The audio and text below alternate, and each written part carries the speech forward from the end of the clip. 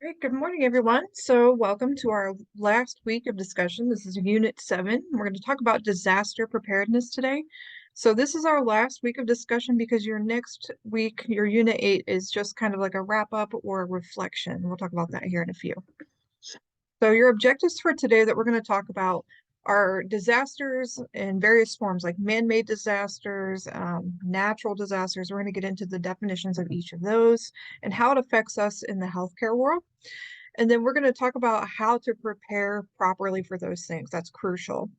And then we'll discuss, what your role might be when disaster strikes. So here are your assignments for Unit 7. There are quite a few things that are need to be done this week, okay? And there are a lot of points at stake here. So this is one of those things where you just got to buckle down and finish this quarter strong because all assignments have to be due by next Tuesday, okay?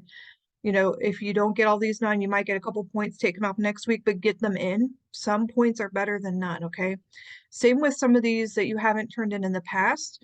For example, that hand washing video, I know I've gotten a couple of questions about that. Yes, you can still turn that in, and it's pretty actually vital that you do because of the way the grades are weighted, okay?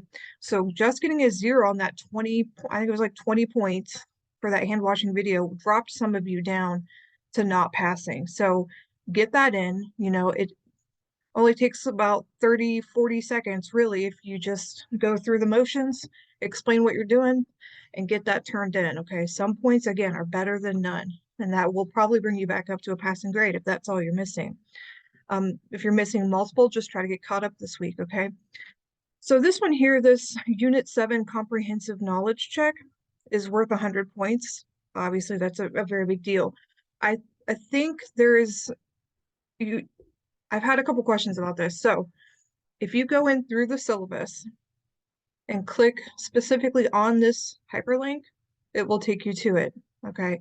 I'm not confident that for some reason it's showing up in the modules when you click on it in the module section as opposed to syllabus. So I'll try to make a separate post about that, but that should take you to it there because these two are separate. The knowledge check, and then this is just for Unit 7 quiz, okay? So there are a couple really big points here at stake. So again, your discussion post talking about the disaster response in the search check is due this Wednesday, so tomorrow. And then your second with response to peers would be Sunday. Okay, make sure you're getting those in. A lot of you are still not responding to peers, still having to take the same points off. So go back again and check those from previous weeks if I've made comments in that little comment box below. So just go back and check those so you don't keep making the same mistakes, okay? Again, next week, Unit 8 is just a reflection. There's just a couple assignments that you have to have done. So no live discussion next week, okay? So next week's assignment, this is your reflection post, okay? You need to make sure you're covering all of these topics, okay? So you need to go and basically summarize each of our unit objectives, everything we talked about in the last 7 weeks, okay? So this one, you do not necessarily have to have a response because it's due Tuesday. So where it says responses to these questions, that's your initial post, not necessarily to somebody else. It wouldn't give you enough time to respond to somebody else. Make sure you're referencing these things that we've talked about in APA format. That's the second most common thing I have to take points off for, okay? If you have any questions about this, please let me know. All right, so today, disaster preparedness. So I think if you have watched the news at any point in the last couple of weeks, you've probably seen multiple disasters. It's been crazy, I think, to say the least, in any part of the world, really. We've had like epic flooding. There's been some really crazy tornadoes, landslides, earthquakes, you name it. The weather is crazy, okay? That's one part of the disaster preparedness thing that we have to prepare for. So here's a little scenario for you. An earthquake has occurred that should say it has, sorry. The epicenter is about 50 miles from your workplace. Excuse me. You receive a call to go into work for an indefinite period of time. How will you prepare yourself mentally? How will you prepare yourself mentally to handle the fatigue and the stress. So these are things that you might be faced with at some point in your surge tech career. No, you may not live in an area with earthquakes. You could replace that particular piece with a tornado outbreak, a massive flooding or heat, even heat strokes are a concern in big waves, okay? Lots of things can happen. Giant winter storm knocks everybody's power out. What are you going to do? Okay. So I think it's important to run through these scenarios in your head prior to being faced with it and then having to work on the fly, because that's when mistakes are made. So if you can think about yourself, mentally prepare yourself, okay, maybe you have kids. Um, what are you going to do with your kids if this happens? Maybe you work a second job. How are you going to handle that thing? Um, do you have supplies for yourself, maybe in your personal locker at work, that could hold you over for a few days? If you get called in for one of these mass casualty events and you're there for days because they don't have anybody else to help these patients, that does happen, okay, where you sleep in the hospital for days. Um, how are you going to take care of yourself? I mean, the hospital might have some things for you. They might have food that they could provide you, maybe like, the patient shampoos, soaps, etc. But I think it's important also for you to have maybe a little kit in your locker or your car that is going to prepare you for the unexpected. Okay. I use that as like a personal thing in my own life. Like, even if I'm not worried about getting called into the hospital, I make sure I have a little, emergency kit in my car. This is good for anybody, right? That would help me get through at least, a couple days if for some reason I got stranded on the interstate, something like that. Mentally prepare yourself for these types of things, because the way the world is going, those types of things are happening more and more quickly. Okay. So preparedness is key. So disaster preparedness, the very most basic part you have to get is that if you don't prepare, you're going to make that disaster worse, essentially. So preparation is key for any disaster. It doesn't matter if it's natural, man-made, whatever, infectious disease, be prepared, okay?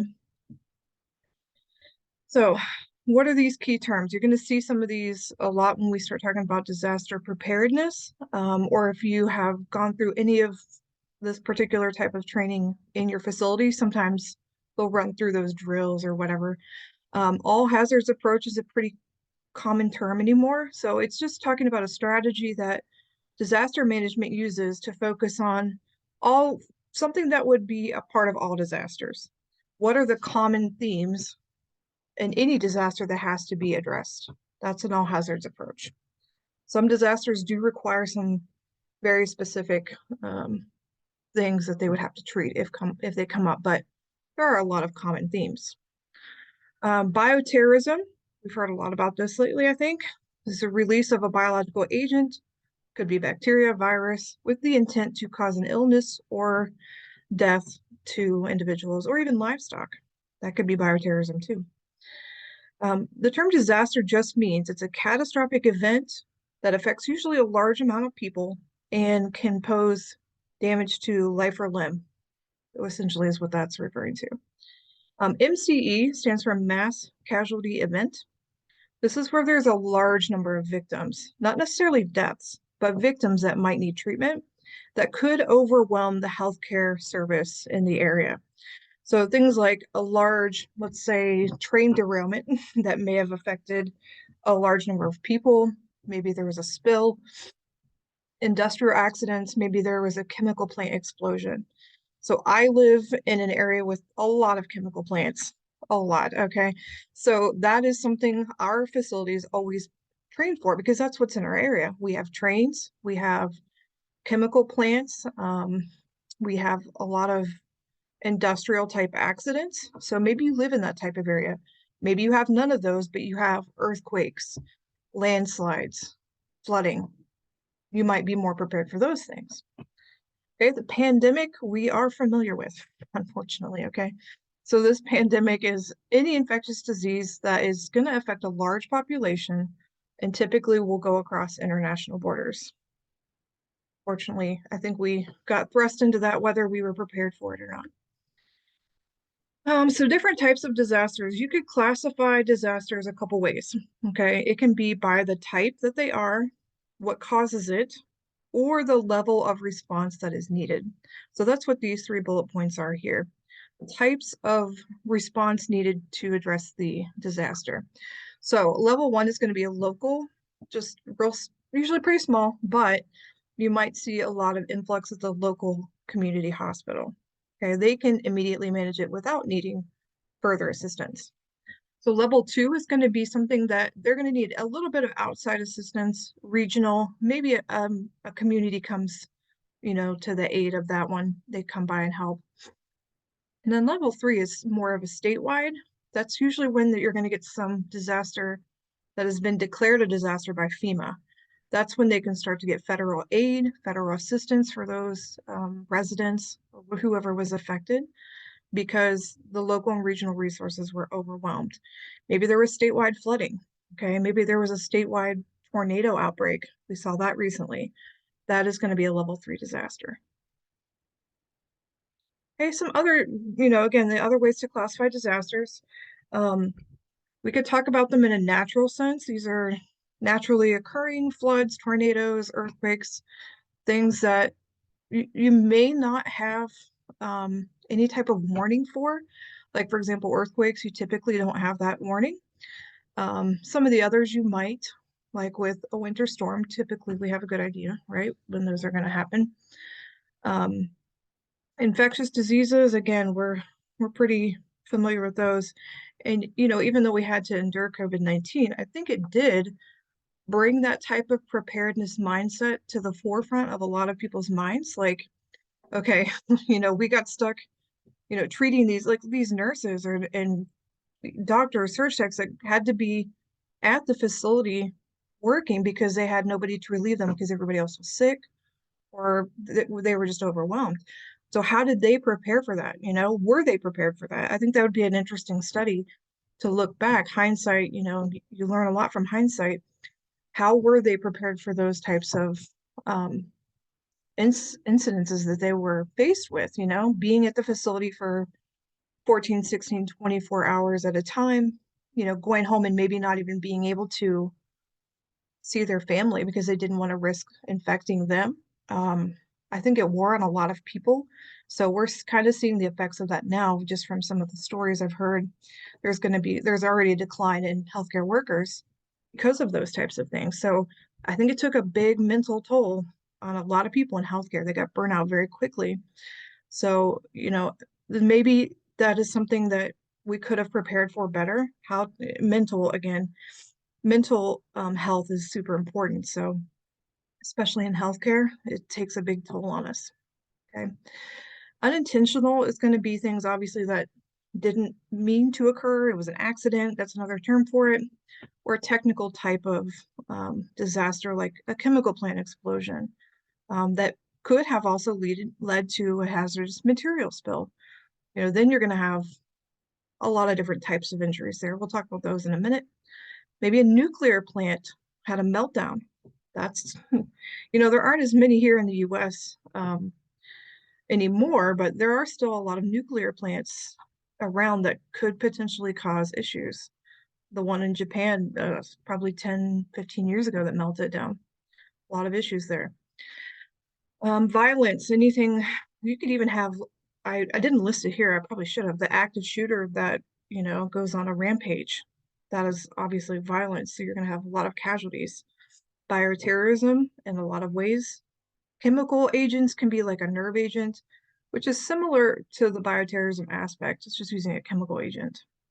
And then a nuclear bomb. I think we've unfortunately heard a lot about nuclear bombs here in recent weeks and months due to the world economics. It's kind of crazy. Things we never thought we'd have to prepare for, but obviously we do. So based on those injuries, or I'm sorry, those disasters we just talked about, Injuries are going to be specific to the types of disaster. And this is what you can kind of keep it in your mind that, if you hear that there is an active shooter, maybe a couple blocks away from where you work and you're on call, you could start to mentally prepare for the types of surgeries that you might see as a surge tech, okay? Gunshot wounds could be obviously any part of the body. For some reason, they typically end in like the abdomen or the chest if if the patient makes it. You're going to have to do a laparotomy, maybe a thoracotomy. You might have to remove the bullet and repair any damage. Craniotomies, typically you're going to need a lot of blood for these types of cases. So be prepared for a lot of bleeding. Just be based on triage.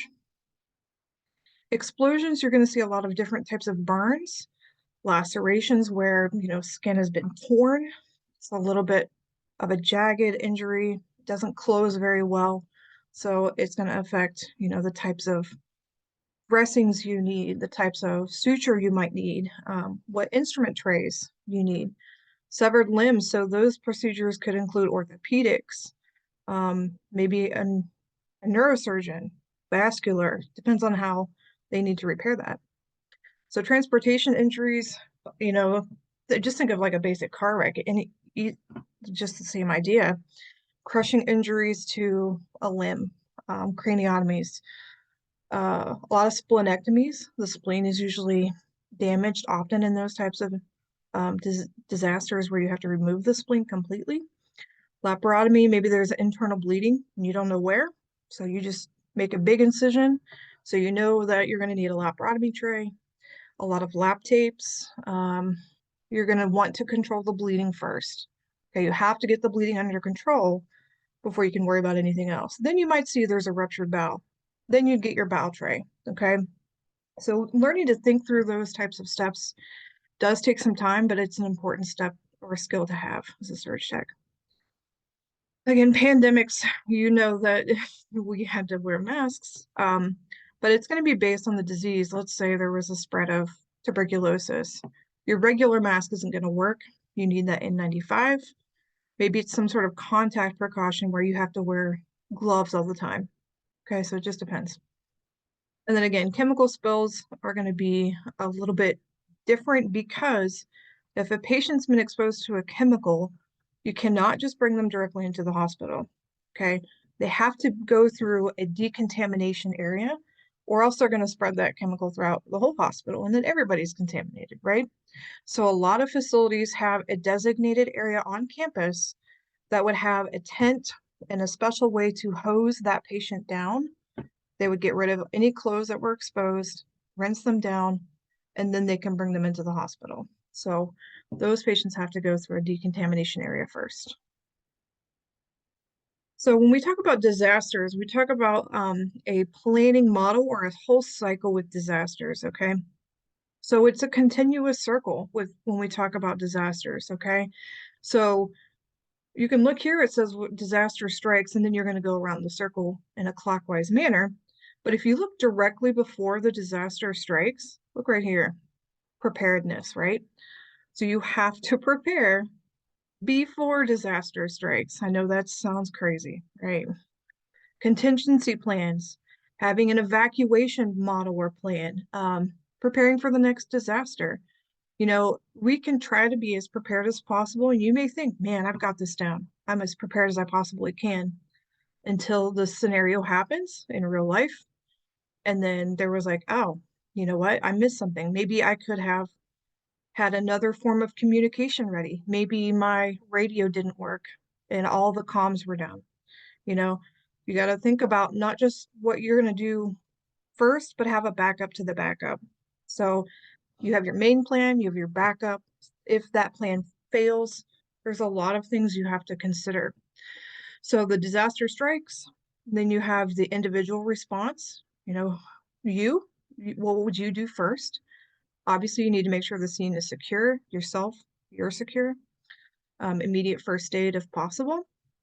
And then the response and relief is going to be what happens like right after the disaster, immediate intervention. This is short term, okay? Then you're going to go on to the rehabilitation. So this might be a couple weeks on the road. after the initial disaster, trying to get back to normal, your normal basic functions, maybe making sure, food and water, if that was knocked out, electricity, getting that stuff back. This might take months to years. Let's say, you had a hurricane come through. It might take years for that community to rebuild. So that's the reconstruction phase. This post-disaster is recovery. And then back to our pre-disaster. What can we do before disaster strikes again? Now, if you just went through this disaster, you look at risk assessment. What could you have done better? You always want to look at what you could have done better, right? At all aspects of life. So where were you vulnerable? What did you miss? What can we fix? And then you're going right back into preparedness to get ready for the next, okay? So preparedness is always the first step. If you are wanting to look at different types of preparedness guidelines, I recommend going to the FEMA website, CDC. Honestly, there's a lot of good academic institutions that have put out good research on different disasters, even like post disaster, like earthquakes, hurricanes, etc. They've gone back and looked at what the response was and what could have gone better. So that's super important. I do recommend you look at these websites here. I actually have some pulled up. If I could find it. I think it's this one here. So here's ready.gov. Tons of different things you could go through here. I just pulled up this one with videos if you wanted to look at. They have a lot of videos on how to prepare for different things. So you could use this to apply it to your knowledge as a healthcare provider or personally, putting together your own little kit to be prepared. If you yourself personally are not prepared for a disaster, it's really hard to help other people prepare for a disaster as well. Okay.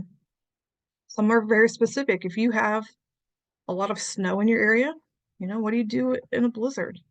How do you keep yourself alive so you can help other people? Wildfires, etc. So I would highly recommend taking some time and looking at these types of websites, how to make a plan, etc. There's a lot of things here. They go into detail with attacks, public places, stuff like that. Then this FEMA website, FEMA.gov, has a lot of things as well. So this is talking about individual and community preparedness activities. So as a surge tech, I think we kind of get pigeonholed, or we just kind of think, okay, my job is in the OR, that is it.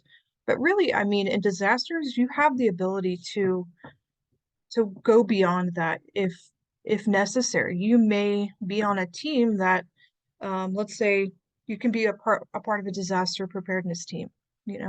How do we prepare for an active shooter in our facility in the OR? Maybe you can be on those types of teams in your facility. I've heard of that happening a lot.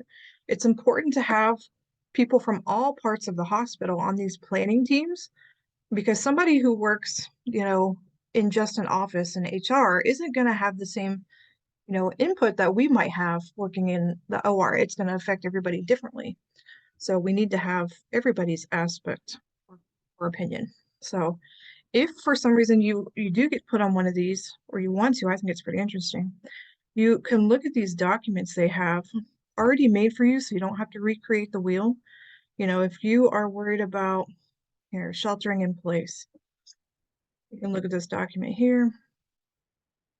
FEMA's already got it laid out. Like, how do you go about different things? How do you shelter in place? Sheltering in place in the OR is difficult, I'll tell you that.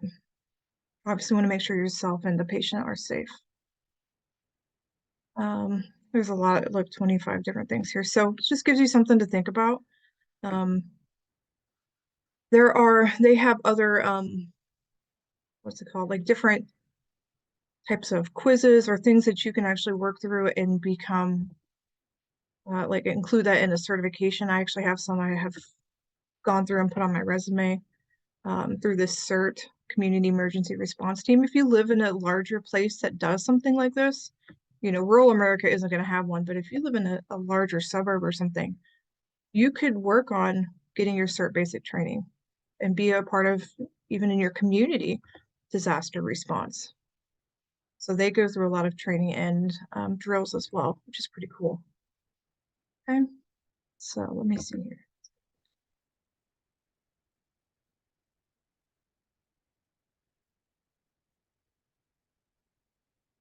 So a little bit more about disaster planning. Like I said, obviously the most important step. If you're not prepared, if you don't know what you're planning for, how are you going to get through the event, right? So step one, you want to form a planning team. You could be a part of that team. It could engage the whole community, could engage the entire hospital. All right, you have to understand the situation. So again, you have to identify what the threats are. We went through a lot of those. There are some others that are more specific. Um, what are the goals and objectives? What are you trying to accomplish with each of those hazards? Then you're going to get a little bit more specific. Um, you're going to develop a course of action that's going to get even more specific, right? What are your resources when the disaster strikes? You know, maybe that's a federal resource or a local resource. Know who you can, who you have to call in those types of instances. Plan for preparation, review, and approval. You're going to have that plan written out. So, you know, if your facility plans for an earthquake or a hurricane, they're going to have that written out, ready to go. Okay. Should be even able to look at it as a search tech. And then this last step is super important. You need to exercise that plan. So yeah, you may think you've got this written out and it looks great, but until you go through it, even if it's a mock exercise, you may not realize that you have forgotten something. So, you know, I know a lot of facilities, I've taught a disaster management class before was for search techs, and a lot of times I would make my students write out a detailed plan and then they needed to try to act it out. And a lot of times they forgot something, even something simple like having a radio, okay? Having a way to communicate with somebody outside your department if communications goes down. Having extra food. You know, you can only live so many days without food and water. Just having enough gurneys for patients. Where do we triage patients? So a lot of stuff that has to be considered.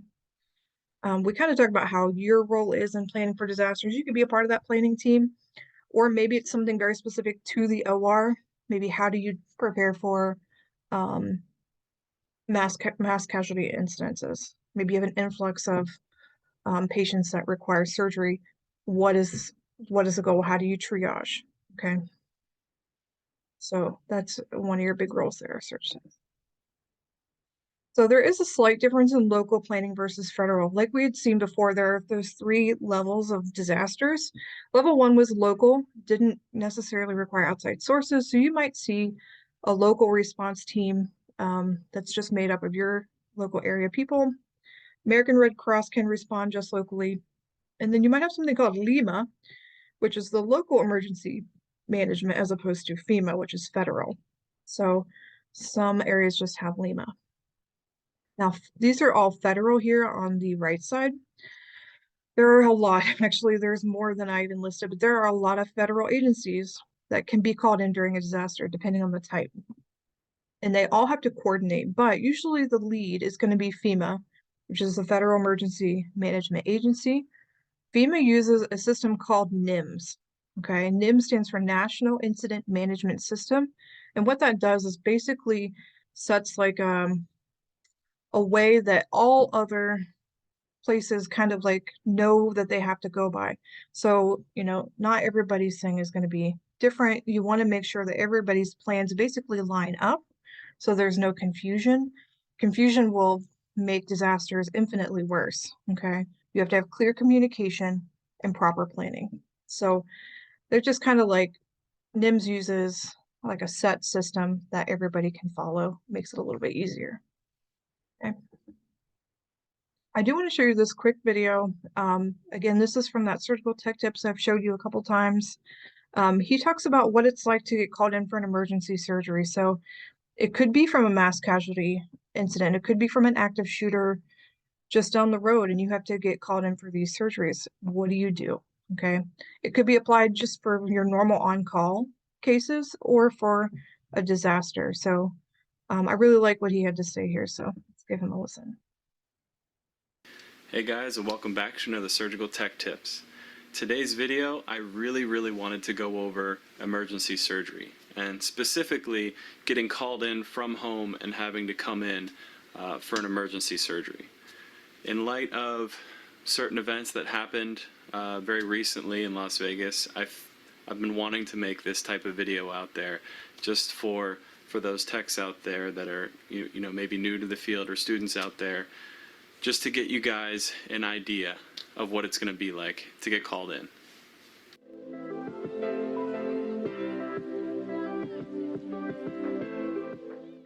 Now obviously the first part of getting called in is going to start with your phone. You're going to get that dreadful call from work.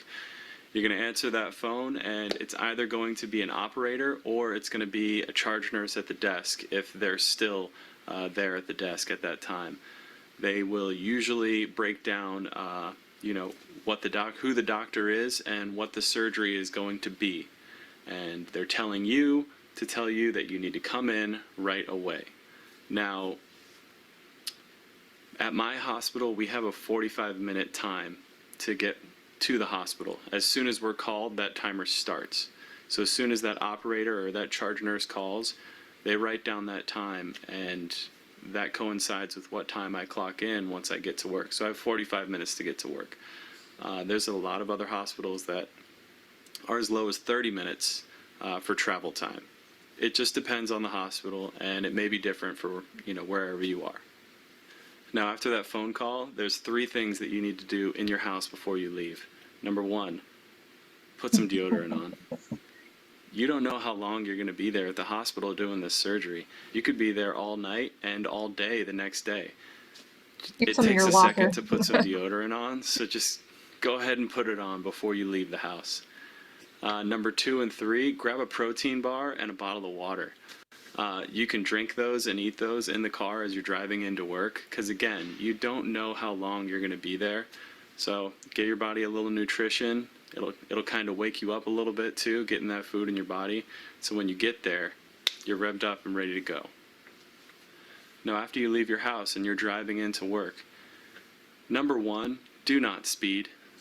You're not going to be of any help to anybody if you get pulled over by a cop. And whether or not, I've heard stories of people speeding into work and the cop lets them go, that's still time wasted, that a cop has to pull you over and check your stuff. Okay? There's no reason for you to be speeding into work, because it's not going to do anybody any good. Now, another important note, when you're driving in, you should be constantly thinking over the surgery at hand that's going to be going on. You already know who the doctor is, and you already know what the surgery is, this emergency surgery that you're going to be doing. So you should be going over the steps of the surgery in your head. Also, maybe what sutures you might need to pull once you get to work, and what type of draping, or how he does his draping, stuff like that. You should really be going over the steps of the surgery as you're driving in. Now, once you arrive at the hospital, depending on the hospital you work at, my hospital, we have somebody here on staff for 24 hours a day. So there's usually a staff member here, and if we're called in for an emergency surgery, they're available to actually pick a case cart for us and maybe even start opening up our room for us.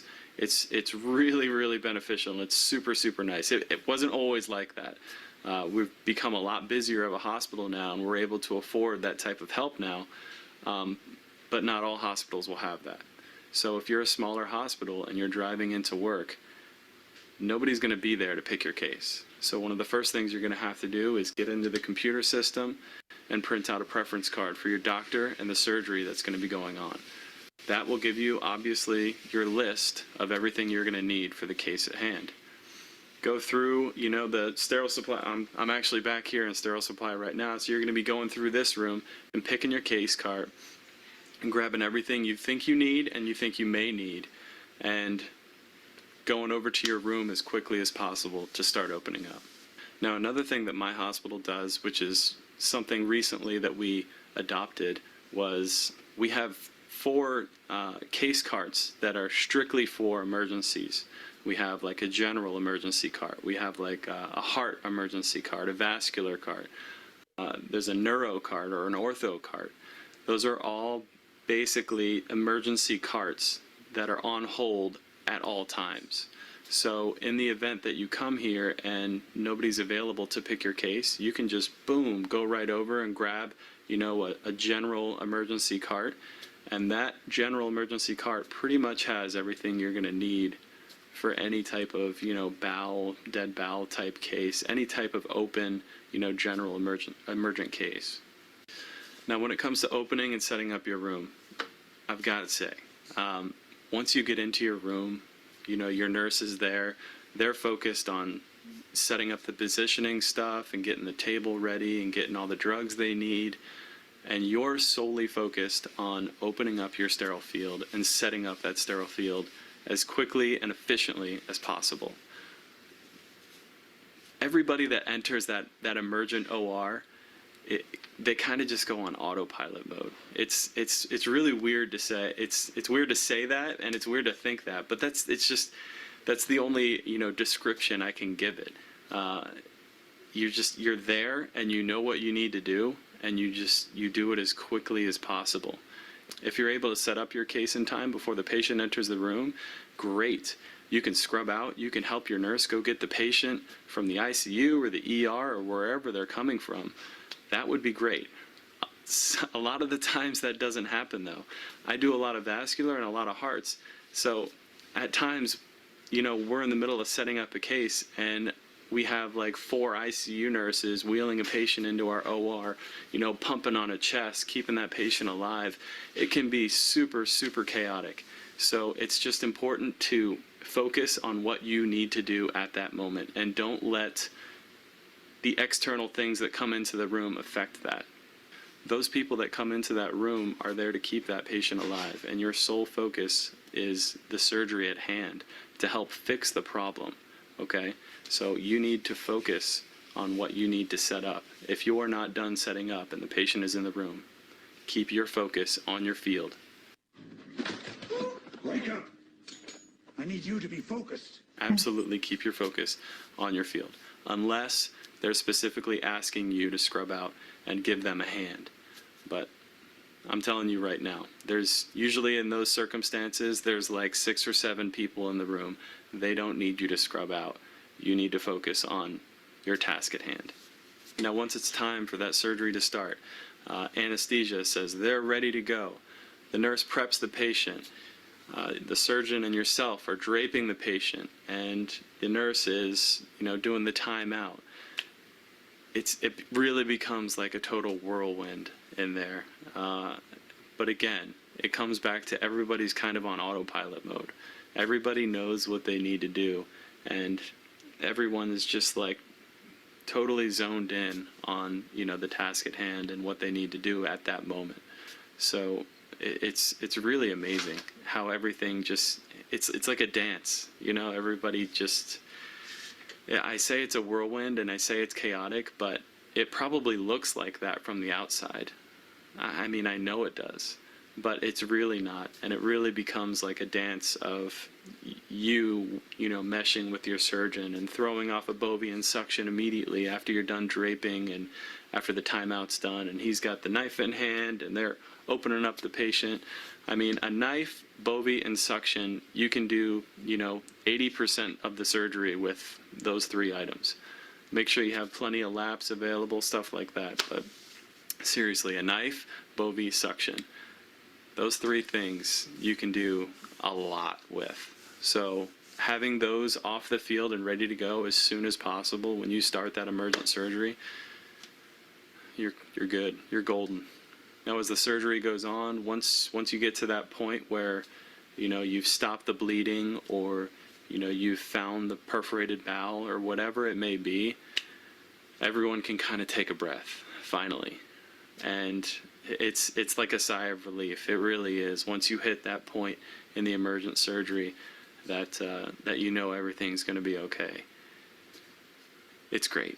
It really is. And it's even better when the patients recover well and go on to live their lives fully.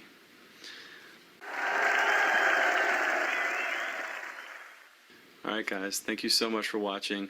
I always appreciate the likes and shares and all the new subscribers and everybody, coming in here to gain some medical knowledge, and I'm really thankful for all of you guys out there that enjoy watching this content. Stop it there.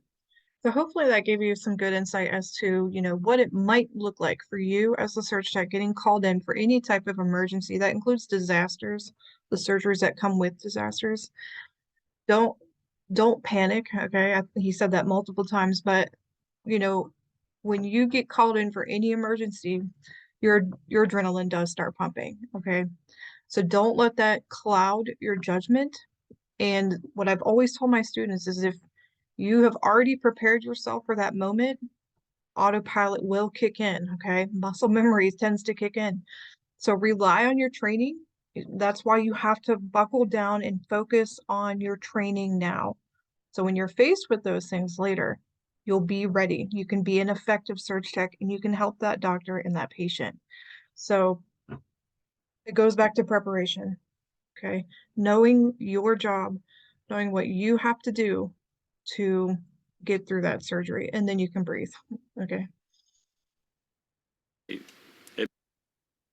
So that's it for our Unit 7 discussion, and technically 8, because next week we do not have a weekly discussion. There will be no video because it's just that wrap up and reflection. So if you have any questions, again, please reach out to me. You guys are doing a great job at doing that. If you have questions, this last week, if you need to set up a meeting, we can try to do that. Even if it's with, outside this time. I do work another job, but we can try to work something else in. I do have some other availability. So you guys have done a great job. I've enjoyed getting to know you guys throughout this quarter. I'm really impressed with your work so far. So good luck on your next step, and hopefully maybe I'll see you in another class. Have a great day. Bye.